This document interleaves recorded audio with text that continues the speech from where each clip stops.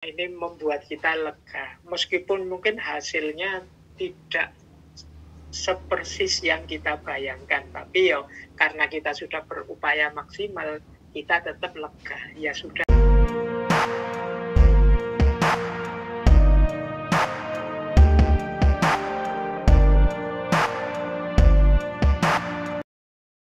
Assalamualaikum warahmatullahi wabarakatuh.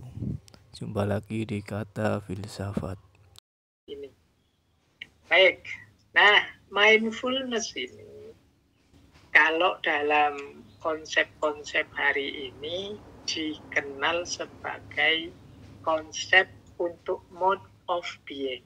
Bagaimana kita mengada, bagaimana kita menjalani hidup secara serius. Nah, ini bisa kita bedakan mindfulness itu dari aspek sifat-sifat atau situasi atau praktek-praktek. Misalnya yang sifat-sifat itu ya kita, atau kalau ada orang yang karakternya mindful atau sifatnya mindful, itu berarti dia mode of being-nya, dia punya sifat mindful. Sifat mindful itu ya berarti orang yang bisa menikmati hidup. Gaya hidupnya memang gaya hidup penuh kesadaran, penuh pertimbangan, penuh pemikiran. Jadi memang karakternya begitu.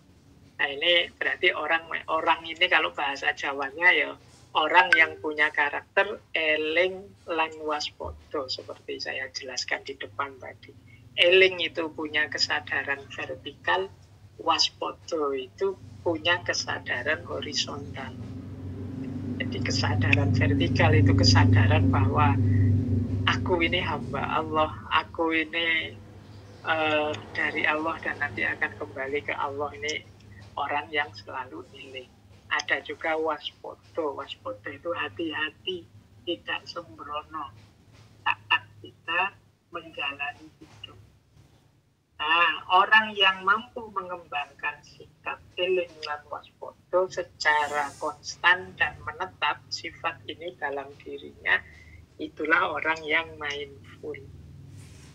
Jadi orang yang punya kesadaran penuh dalam hidupnya, bukan orang yang mengalir saja atau ikut-ikutan saja. Nah, yang kedua, kadang-kadang belum jadi sifat sih, tapi kita mengalami. Jadi mengalami mindfulness. Mengalami mindfulness itu ketika kita mengalami situasi present moment awareness. Jadi mengalami kesadaran saat ini. Ini biasanya misalnya kita mendapat anugerah apa, mendapat kenikmatan apa, kemudian kita alhamdulillah ya Allah, aku dapat anugerah sebesar ini, aku dapat kenikmatan sebesar ini. Nah, ini di saat seperti ini kita sebenarnya sedang menikmati present moment awareness. Pikiran kita ya di situ, perasaan kita ya di situ, fokus kita ya di situ. Makanya kita bahagia berbunga-bunga. Nah, ini namanya situasi yang mindful. Jadi pemicunya mungkin hal tertentu, mungkin kita lulus, atau mungkin kita lolos ujian, atau sepak bolanya menang, misalnya kita menikmati momen itu. Nah, ini situasi namanya. Nanti ada juga praktek. Kalau praktek ini orangnya belum punya sifat mindful, tapi juga situasi yang dihadapi bukan situasi yang mindful.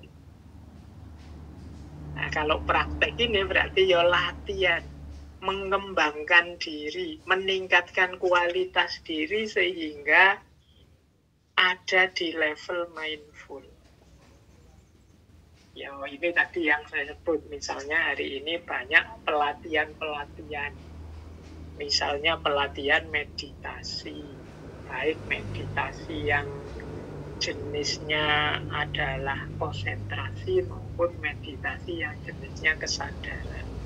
Nah, ini praktek-praktek mindfulness.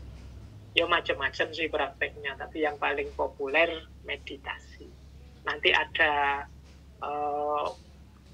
tokoh-tokoh tertentu yang mengembangkan strategi-strategi mindfulness untuk berbagai bidang, baik itu bidang pendidikan, untuk rumah sakit, kesehatan, dan lain sebagainya. Jadi sebagai mode of being, sebagai jalan hidup, kita menjalani hidup mindful itu ya kalau bisa karakter kita adalah karakter mindful. Atau paling tidak kita bisa menikmati setiap situasi yang kita hadapi sebagai situasi yang mindful. Atau kalau belum dua-duanya, yuk mari kita latihan untuk mindful. Ya latihannya kayak tadi ya, misalnya tidak meditasi, ya bagaimana setiap aktivitas, setiap apa yang harus kita jalankan sepenuh hati kita, sepenuh pikiran kita. Biar nanti tidak menyesal di belakang. Biar nanti kita tidak merasa waktu kita terbuang sia-sia. Jadi yang membuat kita menyesal itu kan karena kita belum sepenuhnya memberikan apa yang harus kita berikan, sehingga akhirnya terus kita menyesal. Tapi kalau kita bisa menikmati setiap situasi dan memberikan sepenuh hati apa yang bisa kita berikan, ini membuat kita lega. Meskipun mungkin hasilnya tidak sepersis yang kita bayangkan, tapi ya karena kita sudah berupaya maksimal, kita tetap lega. Ya sudah, memang itu yang bisa saya berikan. Ya sudah, memang itu yang bisa saya lakukan. Nah, mari latihan seperti ini. Ini namanya praktek. Latihan mengembangkan perilaku mindful. Di setiap situasi kita nikmati. Semoga nanti bisa menjelma jadi karakter. Kalau sudah jadi karakter ini, kita jadi orang yang mantap secara mental.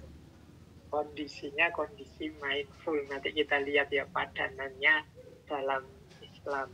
Karakter mindful itu seperti apa. Nah, baik, saya lanjut. Unsur-unsur mindfulness. Nah, ini variabel-variabelnya. Ya, di buku-buku banyak. Kalau teman-teman googling juga banyak sekali buku-buku tentang mindfulness. Kita ambil saja beberapa yang sederhana-sederhana yang tidak terlalu rumit. Unsurnya mindfulness itu secara umum ada 4. Yang pertama attention, yang kedua intention, yang ketiga presence, dan yang keempat openness. Wah, ini masih dalam bahasa Inggris ya, tidak apa-apa ya. Nanti sambil pelan-pelan kita pahami.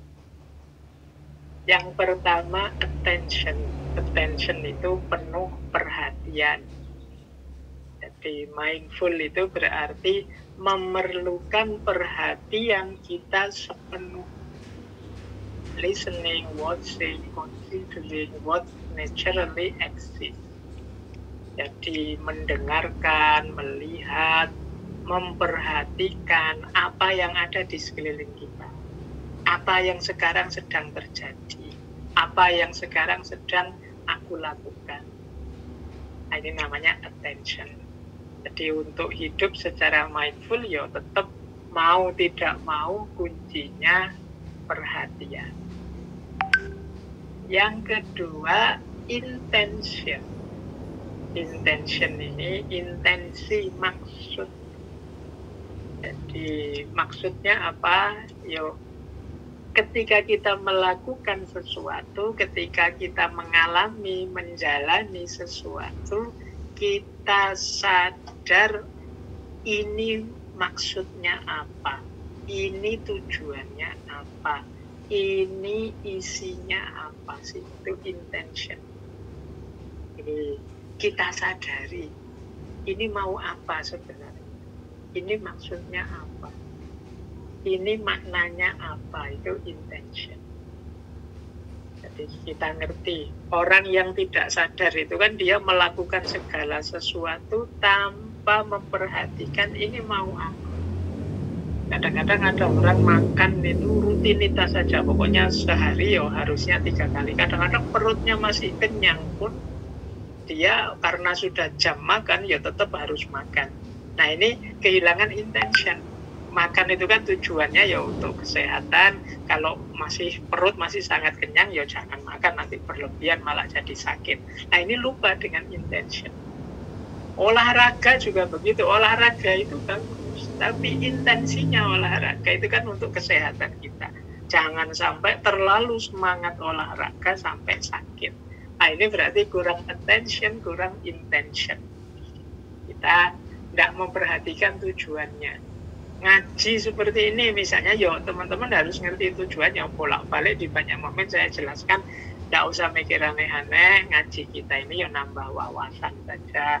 Kalau cocok ya diambil, tidak cocok tidak masalah, disisihkan juga tidak apa-apa. Nah ini kan kesadaran ini berarti apapun yang terjadi silakan saja, yang penting aku nambah wawasan tidak dalam ngaji. Nah itu namanya intensinya. Jadi jelas maksud dan tujuan yang dilakukan.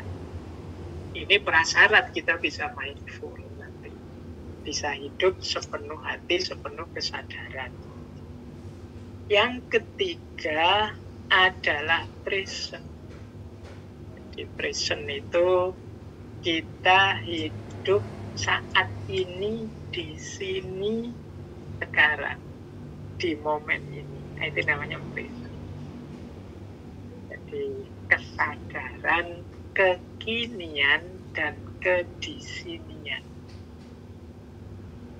Ini mudahnya adalah kita bisa menikmati momen apapun, peristiwa apapun yang sedang kita hadapi. Kita bisa menjalaninya. Itu namanya present. Kan banyak orang itu yang tidak bisa menerima kenyataan, atau dia hidupnya tidak sekarang dan tidak di sini. Ada orang yang terjebak di masa lalu karena kecewa dengan peristiwa yang terjadi sebelumnya, sampai hari ini pun pikirannya setback terus, menghadap ke belakang terus, sehingga tiap hari dia kecewa. Nah itu berarti dia tidak present. Atau ada orang yang digelisahkan terus oleh masa depan. Besok saya kalau lulus mau jadi apa, sampai sekarang kok saya tidak ketemu jodoh ya, kira-kira Allah ini lupa tidak ya naksir jodoh padaku. Pokoknya kita mikir terus, yang akan datang dipikir terus, yang ke depan dipikir terus. Padahal ada banyak kenikmatan saat ini, tapi pikiran kita ke depan terus. Nah, ini namanya tidak present. Ini juga ciri orang tidak mindful. Jadi tidak menikmati dan menyadari hidup hari ini.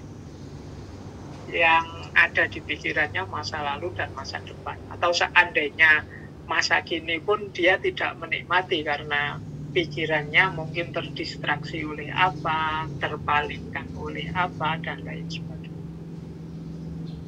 Nah itu ciri yang ketiga. Ciri yang keempat, openness. Openness itu terbuka. Jadi orang itu mindful kalau dirinya terbuka. Terbuka menerima peristiwa, menerima masukan, membaca situasi. Jadi dia terbuka. Makanya cirinya curious. Curious itu ingin tahu. Jadi tidak merasa sudah tahu, tidak merasa sudah pinter, sudah bisa, tapi dia terbuka terus terhadap data baru, situasi baru. Dan objektif itu ya kalau baik dia bilang baik, kalau suka ya dibilang suka, tidak suka bilang tidak suka. Itu namanya objektif. Orang seperti ini menikmati dan menyadari hidup. Kadang-kadang kan kita tidak suka tapi tidak berani bilang tidak suka. Kita tidak senang tapi tidak berani kalau bilang saya tidak suka, tidak senang. Itu tidak objektif, ini sulit kita menikmati situasi kalau kita tidak bisa objektif, tidak terbuka. Dan non-judgmental itu tidak usah terlalu dinilai dengan macam-macam konsep, tidak usah terlalu banyak ditakar. Ini sudah baik, opo setengah baik, opo tidak usah, dinikmati dulu, disadari dulu. Jadi vonisnya nanti saja, dipending saja dulu.